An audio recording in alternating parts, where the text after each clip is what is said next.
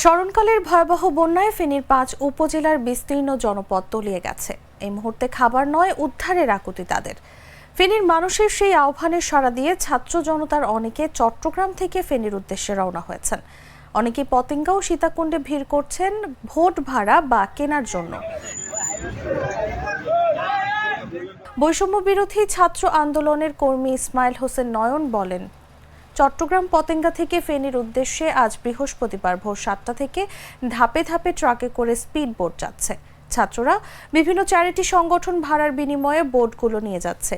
এদিকে সীতাকুণ্ডের শিপইয়ার্ডের সংলগ্ন পুরনো বোট বিক্রির দোকানগুলোতে চট্টগ্রামের সাধারণ মানুষ ও ছাত্ররা ভিড় করছেন, কিন্তু বিক্রি ছাড়া ভাড়ায় বোট না দেওয়ার অভিযোগ উঠেছে।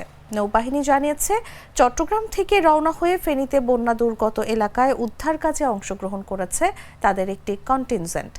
উদ্ধার কাজে ডুবুরি সামগ্রী, লাইফ জ্যাকেট, স্পিড বোট ও অন্যান্য প্রয়োজনীয় সামগ্রী ব্যবহৃত হচ্ছে। জরুরি চিকিৎসা সেবা ও খাদ্য সামগ্রী বিতরণ কার্যক্রম চলমান রয়েছে।